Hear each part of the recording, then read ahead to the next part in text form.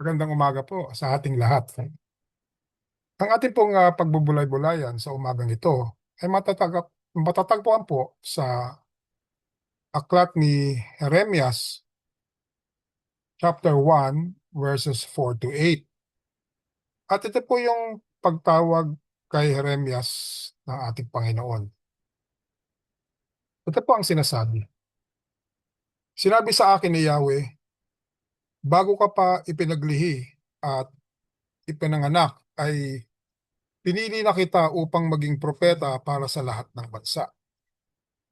Ang sagot ko naman, Panginoong Yahweh, hindi po ako magaling na tagapagsalita. Bata pa po ako. Subalit, ang sabi niya sa akin, huwag mo sabihing bata ka pa. Pumunta ka sa mga taong sasabihin ko sa iyo, ipahayag mo sa lahat ang aking sasabihin sa iyo. Huwag kang matakot sa kanila, sapagkat ako'y kasama mo at iingatan kita. Akong si Yahweh ang nagsasabi nito. Nang tawagin ng Diyos si Jeremias, inakala niyang hindi siya karapat-dapat. Masyado pang bata, kulang sa karanasan, at tila maliit para sa gawain. Ngunit, ipinaalala ng Diyos na hindi nakasalalay sa kakayahan ni Jeremias ang pagtupad sa tawag, kundi sa presensya at kapangyarihan ng Diyos. Gaya ni Jeremias, madalas din tayong mag-atubili kapag tinatawag tayo ng Diyos sa isang tungkulin, sa isa-isang ministeryo, or pasya. Inuuna natin ang ating mga limitasyon. Sabihin natin sa sarili natin, hindi ko kaya. Wala akong sapat na kakayahan. Paano kung mabigo ako? Ngunit, ang tawag ng Diyos ay laging may kasamang biyayang magbibigay lakas. Hindi niya tayo inuutosan na mag-isa, kasama natin siya sa bawat akbang. Ang Diyos ang naghahanda sa kanyang tinatawag. Hindi mo kailangan maging handa sa lahat bago ka sumunod, bago tayo sumunod. Mas mahalaga ang pagsunod kaysa galing. Ang utos niya ay sumunod at magsalita. Siya ang bahala sa resulta. Nawawala ang takot kapag alam nating kasama natin ang Diyos. Ako'y kasama mo, ang pinakadakilang katiyakan.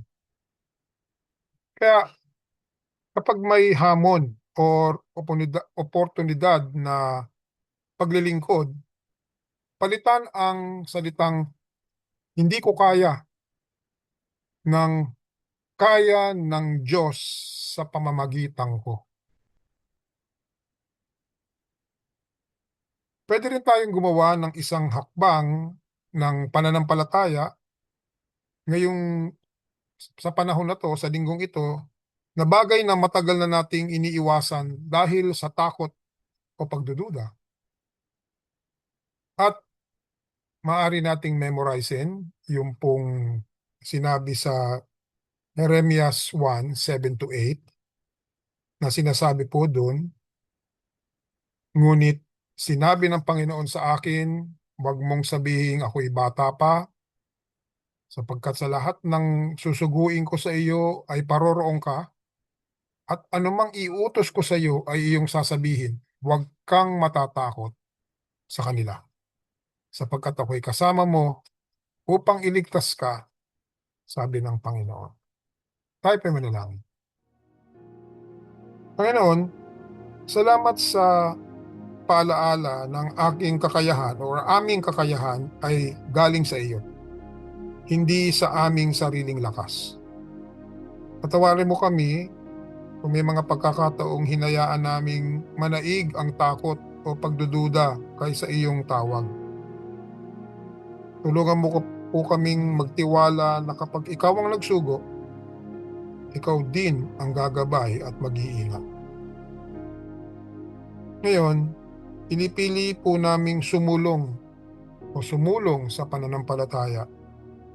Naniniwalang ikaw, Diyos, ang magtuturo ng aming salita at kilos.